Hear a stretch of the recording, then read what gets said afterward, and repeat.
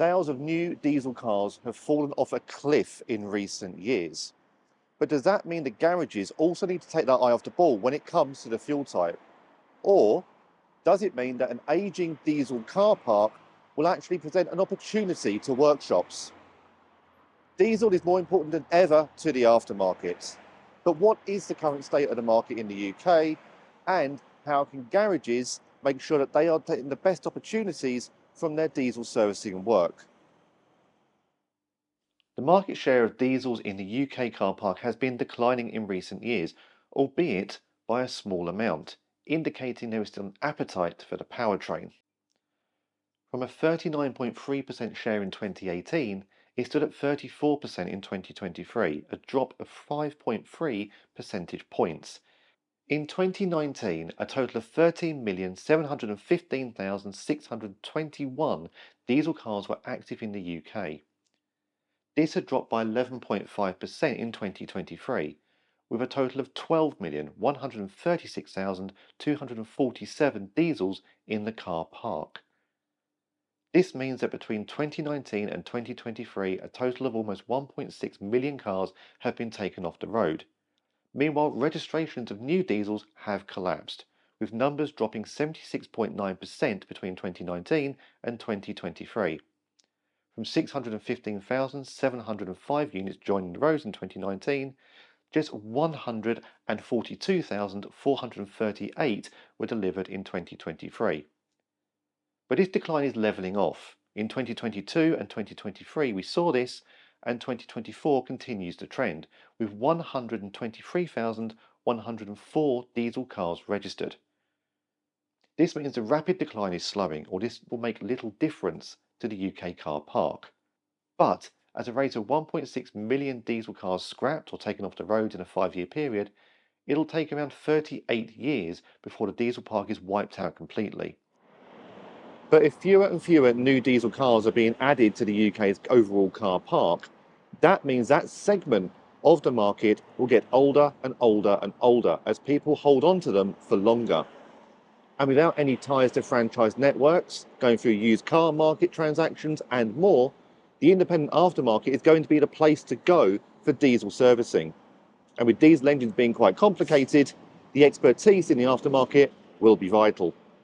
If you look at the car park, on average being between 9 and 10 years old at the minute, now that 10 years point is actually a really, really significant number, because 10 years ago actually was probably the highest level of diesel car sales that we've ever achieved. If I look at the stats that I've got here, you got 10 years ago, 1.2 million new diesel cars were registered in 2014. Right, so comparing that to how many were registered last year, so 2024, 120,000 new diesel registrations. So that's a huge decrease in 10 years. But then that's obviously that's down to actually back 10 years ago, there were 200 different diesel models that were available on the market from all the different manufacturers. Now there's literally 60, 65 models available on the market because it's obviously being phased out. We are now at the point where we're starting to handle more and more diesel faults going on down the line. Looking at garage industry trends from Garage Hive, 60% of all jobs in garages now are diesel, and that's been solid over the last couple of years. I expect that to remain the same, grow potentially, but then also the invoice prices for diesel vehicles are also 50% higher consistently as well. So it's a huge part of every independent workshop's income and revenue and daily life. So they need to be doing it correctly. But if new diesels are not being added to the car park, is training still necessary when it comes to diesel servicing and maintenance?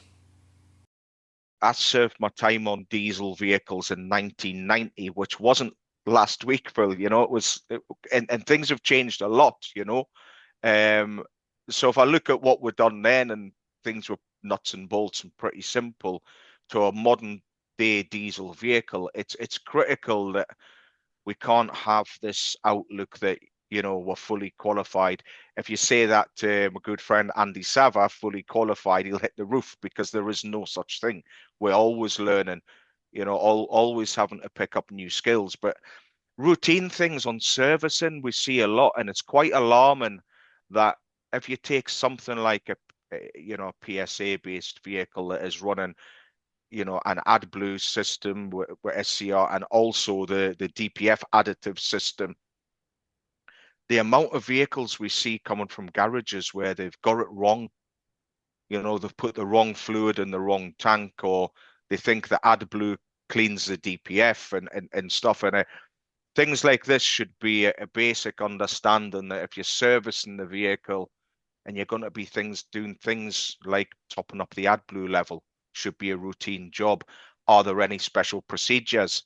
Do I need to test the quality, or can I just pour any old stuff in there till it goes glug glug and pours out the top? And I believe with a little bit of upskilling in a lot of workshops out there, diesels may not be as unreliable as people think. A well-maintained, well-serviced diesel vehicle with some preventative measures, granted, but we're unfortunately seeing a lot of people that don't really understand what they're working on.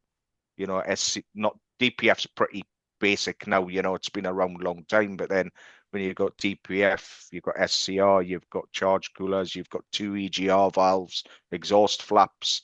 There's a lot of stuff going on, and people don't really understand how the system works. So upskilling and knowing what you're servicing has never been so important, So technology in the diesel market has changed, but what do technicians need to look out for when it comes to a diesel entering the garage? The technology change was extremely rapid from the standard old heavy gas burners to the modern day common rail systems. So the necessity there for technicians is improvement on diagnostic skills, rather than go from the gut and point at the middle of the system and say it's that, because we have lots and lots of instances where items that have been bought in the aftermarket are sent back under warranty and there's no fault found because of poor diagnostics. Thing is, with common rail diesel systems, they are very susceptible to all forms of contamination. Therefore, servicing must be carried out as per recommended by the OE manufacturer, because 1 micron of water in an injector can destroy the whole system. Diesel is certainly not going to go away overnight. In fact, it's going to take so many years that more and more cars are going to be utilising the independent aftermarket for servicing. And it is crucial for diesel engines to be serviced. If they go wrong, they're very expensive to fix. So for workshops, be prepared for an onslaught of diesel work in the coming years, rather than it trickling out as it is doing in the new car market.